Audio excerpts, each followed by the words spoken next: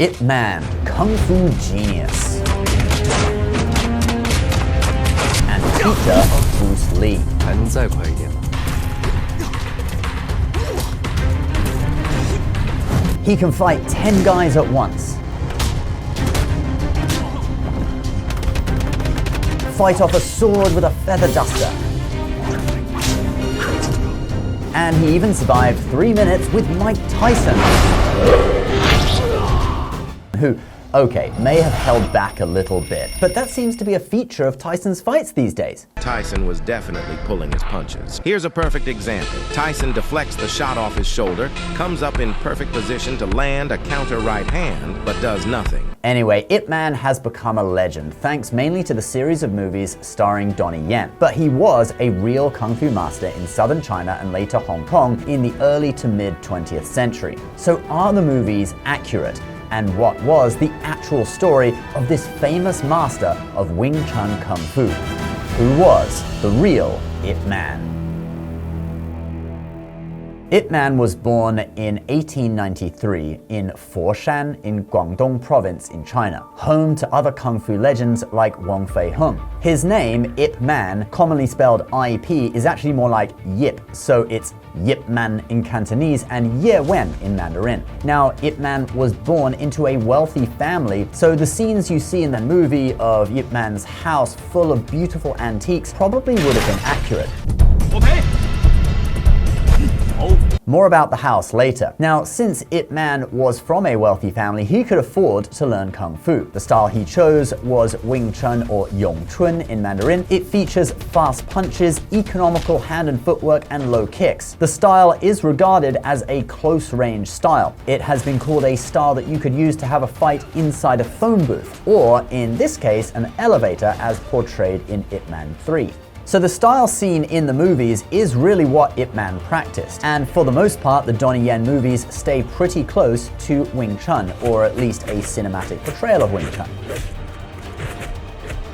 Now, Ip Man's first teacher was a man named Chen Hua Shun. I'm pronouncing it in Mandarin since I'll mess it up if I try it in Cantonese. This guy had a nickname, Zhao Qian Hua, Money Exchanger Hua, and this was because he was famous for charging a lot of money for his teaching. It's hard to find a photo of him, although this might be him on the bottom left, although the guy on the right commenting says it's his son. In an interview in New Martial Hero magazine, Ip Man said, "At the time I paid, the red packet for the student admitting ceremony had to contain 20 taels of silver." He goes on to say, "For 20 taels of silver, you could marry a wife." So Ip Man learns from money changer Hua, who only admitted 16 students, and actually Ip Man said in the interview that the nickname doesn't represent the teacher's character, so maybe he just provided real top quality tuition to a small number of people for a very high price. Ip Man was 11 years old when he started learning.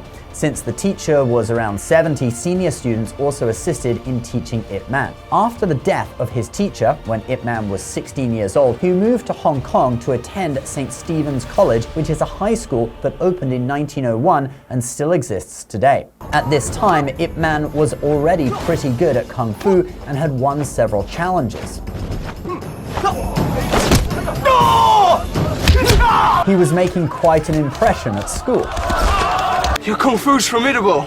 We call it Wing Chun. So a school friend tells Ip Man that there is a friend of his father who knows Kung Fu and would like to have a friendly sparring session with him. So Ip Man cockily goes there and meets a man in his 50s. Actually, in the movie Ip Man the Legend is Born, they make him look like 70s, but no, in real life he was in his 50s.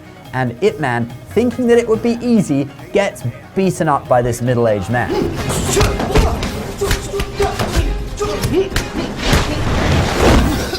And the man's name? 未知高人尊姓大名呢？我叫做梁璧，李書公，梁贊就係我嘅伯爺。吓 So yeah, he was called Liang Bik, or in Mandarin, Liang Bi, and he was actually the son and disciple of Ip Man's teacher's teacher, Liang Jan. So the money exchanger Hua's teacher's son, making him the same level in the lineage as money exchanger Hua. After the fight, Ip Man was really depressed, but Liang Bik actually praised Ip Man's skill level highly and offered to teach him, and thus Ip Man trained with Liang Bik or Liang Bi until he died. Then in 1916, he returned to Foshan, now a Wing Chun master. He got married, had 4 children, and for some time worked as a police officer for the nationalist government. He also taught Wing Chun to several students. Now at this time, there was a very famous event in Foshan. The challenge that happens from the northern kung fu master in the first Donnie Yen Wing Chun movie from 2008 is based on an event that really happened. We're going to tell you all about it. But first guys, 90% of the people watching our channel are not subscribed. If you're watching this and you like our content on Kung Fu and amazing stories from Chinese history, why not subscribe? It's free and we'll be doing loads more videos on Chinese Kung Fu masters, historical battles, supernormal powers, myths and legends, etc. Alright, so there was a Kung Fu master from the Jingwu School in Shanghai who was sent down to teach at the newly opened Jingwu School in Foshan in the 1920s. This master was either a practitioner of Eagle Claw or Praying Mantis Kung Fu. Ip Man's son has said both in different interviews several years apart. If it was a Praying Mantis master, then a man named Yu Lok Gong in Cantonese or Yu Le Jiang in Mandarin is the most likely. He supposedly challenged other masters in the area to increase the reputation of his own school. Since he had offended the local Kung Fu community and the Wing Chun clan of Foshan, they selected a challenger to defeat the man. Some say it was Ip Man who defeated him, and some say another master called Yuan Kei Shan. Obviously, in the movie, it is Ip Man who defeats him and redeems the honor of Foshan martial arts.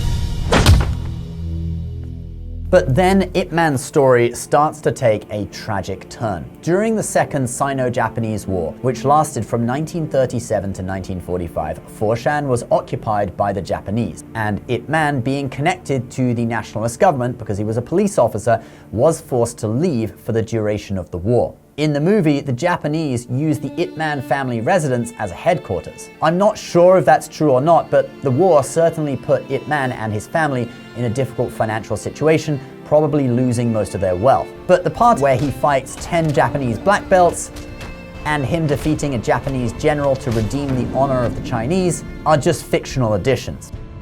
In the 2008 movie, they imply that Ip Man leaves Foshan and flees to Hong Kong because he was wanted by the Japanese for killing the general.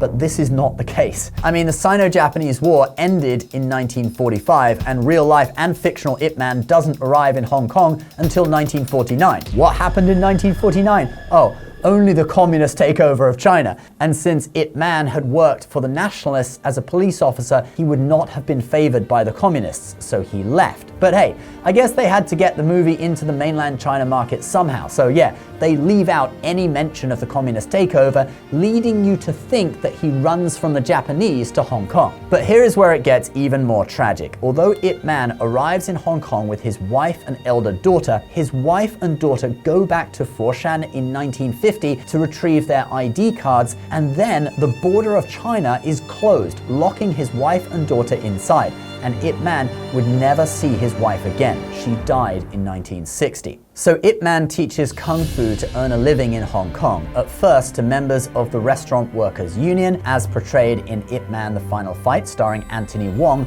which covers Ip Man's later years. In the mid to late 50s, he did have a relationship with a woman from Shanghai who he had one son with. Ip Man was also addicted to opium at this time. So between his mistress, sending money home to Foshan, and funding his opium habit, Ip Man needed funds, and this is what made him expand his Kung Fu teaching in Hong Kong. Throughout the 60s, Ip Man became more and more well known, and he and his students went on to found the Wing Chun Athletic Association, or Yong Chun Ti Yu Hui. It was in Hong Kong that Ip Man taught his most famous student.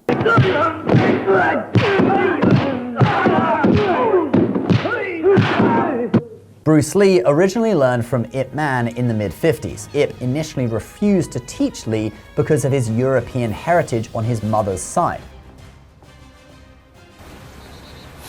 But after one of Bruce Lee's friends put in a good word for him, Ip Man did eventually agree to teach Lee, who went on to become an international film star and create his own style of Kung Fu called Jeet Kune Do, or Jie Quan Dao. Changing the style to create his own thing is controversial in some circles, but that's a topic for another video. Lee came back to Hong Kong wanting to film Ip Man doing wooden dummy forms in the 1960s, but Ip Man didn't agree. 师傅， I want to film you practicing on the dummy. Tell me why. To show the world Wing Chun. However, he would later go on to film his own videos with his son shortly before his death in 1972, which give us the only footage of Ip Man in existence. And Ip Man's legacy would live on. Thanks for watching, guys. If you want to check out the Ip Man movies and get the whole semi-fictional story, you should watch Ip Man: The Legend is Born first, then the 4 Donnie Yen Ip Man movies, and then Ip Man: The Final Fight. Oh, and Ip Man 5 is apparently going into production very soon, so you'll have that to watch in a year or two as well. And if you like Chinese culture, you may also want to check out Shenyun Performing Arts, who sponsor this channel, the world's #1 classical Chinese dance company. Classical Chinese dance shares the same roots as Chinese Kung Fu. Do click the link below to view the trailer for the 2025 World Tour. And if you do go on to buy tickets, you can get your booking fee waived on all US dates with our code LCN2025. Please subscribe if you're new, and we'll see you in the next video.